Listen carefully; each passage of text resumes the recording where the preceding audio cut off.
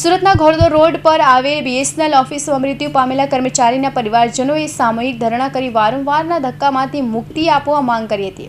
સુરતના ઘોડદોડ રોડ પર આવેલ બીએસએનએલ ઓફિસમાં પેન્શન નહીં મળ્યા મૃત્યુ પામેલા કર્મચારીના પરિવારજનોએ ન્યાય મેળવવા માટે ધરણા કર્યા હતા।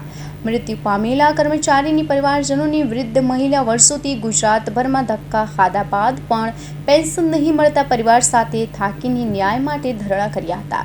જ્યારે પણ મહિલા પેન્શન માટે જાય ત્યારે અધિકારીઓ તેમને સર્વિસ બુક નથી મળતી તેવા બહાના આપતા હોય, ડોક્યુમેન્ટના અલગ અલગ બહાના આપી એક ઓફિસથી બીજી ઓફિસે ધકેલી દેતા હોવાના આરોપ પણ લગાવવામાં આવ્યા હતા। ત્યારે વૃદ્ધ મહિલા સહિત આખો પરિવાર પેન્શન નહીં મળે ત્યાં સુધી ધરણા પર બેસવાની ચીમકી આપી હતી। કમલાબેન બાબુભાઈ સોઠી। કમલાબેન, આજે તમે કઈ જગ્યાએ બેઠા છો?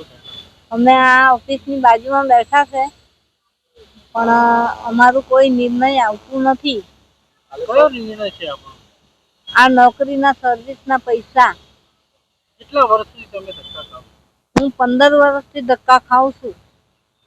મારું કોઈ આગળ કામ થતું નથી। મારે શું કરવાનું? તમારી ઉંમર કેટલા વર્ષની? મારા 50 ને 6 56।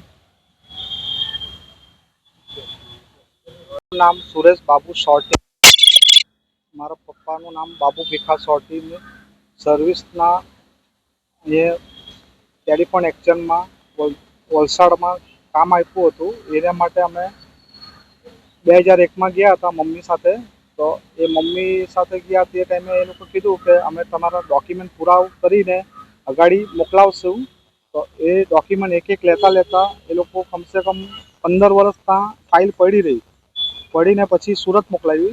તો સુરત આવી પછી સુરતમાં ફાઇલ આવી તો સુરતવાળા શું કહે કે આ ફાઇલ તો આવી છે પણ ફાઇલના ડોક્યુમેન્ટ અમે તમારા મમ્મીના પેન્શન માટે અમદાવાદ મોકલાવીશું। તો અમદાવાદ અમે એ રાહ જોતા અમને અમદાવાદ ગયા। અમદાવાદમાં સીસીઆઈમાં જઈને પૂછ્યું તો સીસીઆઈમાં અમને શું કીધું કે આ ડોક્યુમેન્ટ તો મોકલાવ્યા છે પેન્શન માટે પણ એમાં સર્વિસ બુક નથી મળે, એમાં જોઈન્ટ લેટર નથી મળે, મેડિકલ કાર્ડ નથી મળે। તો એ બધું કોણ આપશે?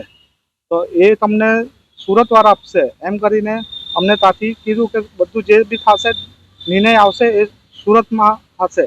તો અમે સુરત આવીને હમણાં ધરણા પર બેસેલા છે। અમે કાલથી આવીને બેસાશે, આખી નાઇટ અમે અહીંયા જ રોકાયા છે।